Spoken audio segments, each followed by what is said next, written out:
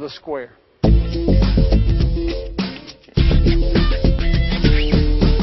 Front pivot, baseline bank. Front pivot, baseline, up and under. Front pivot, baseline, reverse pivot, hook. Front pivot, middle lane shot. Front pivot, middle, up and under off one leg. Front pivot, middle, up and under off of 2 feet. Front pivot, middle, reverse pivot, hook. You can also do combinations of these moves, but you must know the officials in your league. With proper pivoting skills, these moves are legal. But if your officials disagree, then you'll have to limit your moves to what they will allow.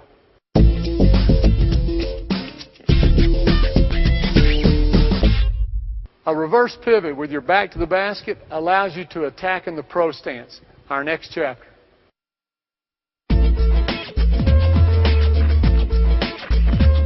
In the pros, some post players have mastered the moves we've looked at in chapters 5 and 6. Defenders know that any kind of denial could lead to a layup or dunk. So many defenders simply stay between the post player and the goal and try to force their man as far away from the basket as possible. This is why you see this stance so much at the higher levels, and it's why I call it the pro stance. To receive the ball in the pro stance, place an arm bar on your defender and use your other hand as a target. Your back is not to the basket like it is in traditional post play. Instead, your shoulders are teed to the defender so that you can get wide, show the passer your numbers, and create space to receive the pass. Now, there are 5 reasons or advantages for taking the pro stance. You can attack the basket from a face-up position. If you're used to playing a face-up game from a triple threat position, the pro stance is an easy way to adapt your perimeter moves to the post.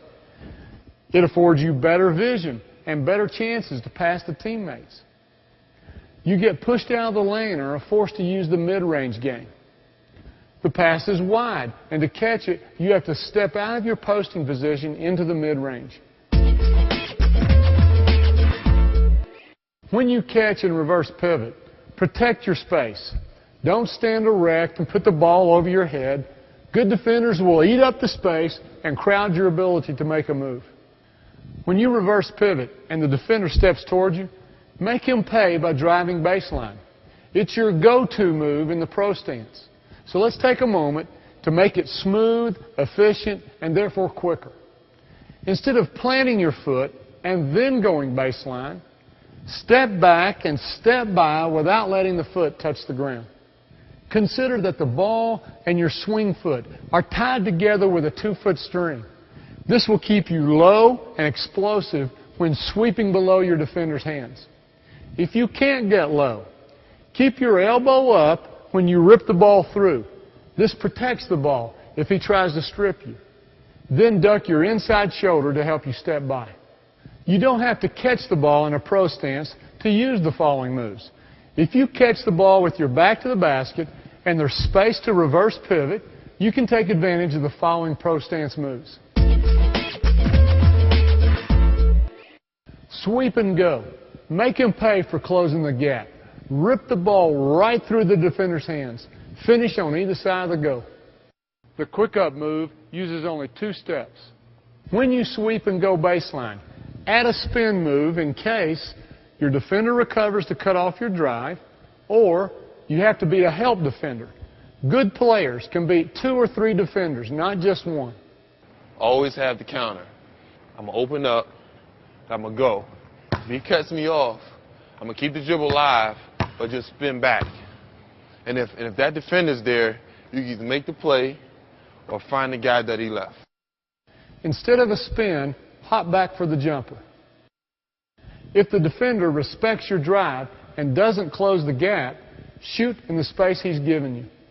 If the defender plays tight on your top side, create the space for a shot by taking a 270-degree front pivot off your back foot and shooting the fadeaway. Up and under to counter the shot blocker. If the defender has anticipated your sweep, plant your swing foot and cross over to the middle.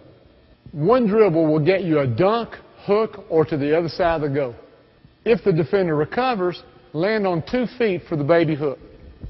If he's intent on blocking your shot, give him the up and under. Beat the help defender when you get to the middle by sliding through, or beat 2 with a spin.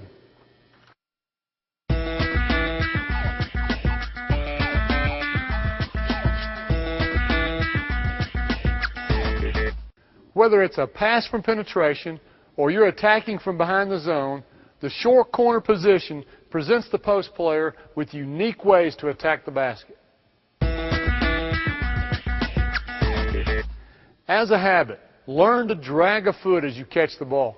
This will keep your pivot foot as close to the basket as possible. If you're parallel with the backboard, step through a complete 180-degree pivot and jump toward the rim. In the air, get an angle on the glass so that you can shoot a bank shot. With no dribble and a simple front pivot, this move quickly covers a lot of space.